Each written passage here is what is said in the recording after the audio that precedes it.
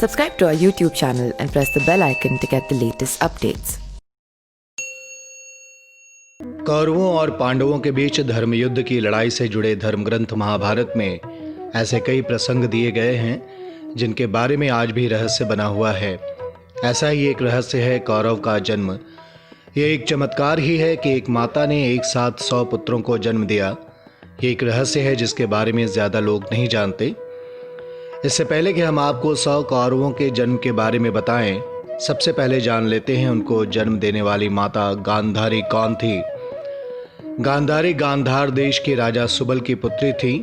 गांधार देश में जन्म लेने के कारण ही उनका नाम गांधारी रखा गया था।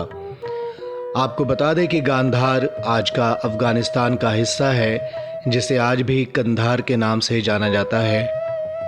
गांधारी का विवाह हस्तिनापुर के महाराज धृतराष्ट्र से हुआ था। धृतराष्ट्र अंधे थे, इसीलिए गांधारी ने भी जीवन भर अपनी आंखों पर पट्टी बांधी। राजा धृतराष्ट्र और गांधारी के 100 पुत्र हुए, जिन्हें आज हम कौरवों के नाम से जानते हैं। लेकिन इन 100 पुत्रों के जन्म का इतिहास एक विचित्र घटना है जिसके बारे में शायद ही आप जानते हों। गांधारी की सेवा से प्रसन्न होकर महर्षि वेदव्यास ने उन्हें 100 पुत्रों की माता होने का वरदान दिया था। महर्षि वेदव्यास के वरदान के अनुसार जब वो गर्भवती हो गईं, कुछ दिनों के बाद पता चला कि उनके गर्भ में एक नहीं बल्कि 100 बच्चों का गर्भ है। इसके अलावा जहां सामान्य महिलाओं का गर्भ 9 महीने का होता है, वहीं गांधारी 2 वर्षों तक गर्भवती रहीं। 24 महीनों के बाद भी गांधारी को प्रसव नहीं हुआ, तो उन्होंने इस गर्भ को गिराने का निश्चय किया। गांधारी ने अपने बच्चों का गर्भपात कराया तो उसमें लोहे के समान मांस का एक पिंड निकला, जिसे देखकर वो घबरा गई।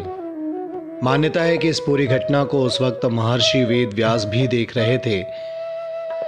गर्भपात की बात सुनते ही वो हस्तिनापुर और उन्होंने महारानी के गर्भ से निकले मांसपिंड पर एक विशेष प्रकार का जल छिड़कने को कहा। मान्यता के अनुसार पिंड पर जल छिड़कते ही मांस के पिंड के 101 टुकड़े हो गए। महर्षि ने इसके बाद गांधारी को इन मांसपिंडों को घी से भरे 101 कुंडों में डालकर 2 वर्ष तक ऐसे ही रखे रहने को कहा। 2 वर्ष बीतने के बाद गांधारी ने घी के कुंडों को खोला। कहा जाता है कि गांधारी ने सबसे पहले जिस कुंड को खोला उससे दुर्योधन का जन्म हुआ।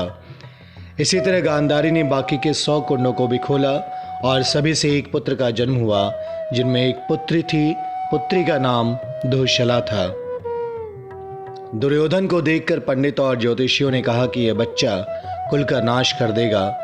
उन्होंने दुर्योधन का त्याग करने को भी कहा था, लेकिन पुत्र मोह से विवश धृतराष्ट्र ऐसा नहीं कर सके।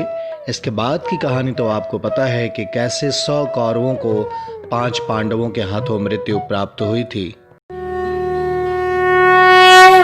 Subscribe to our YouTube channel and press the bell icon to get the latest updates.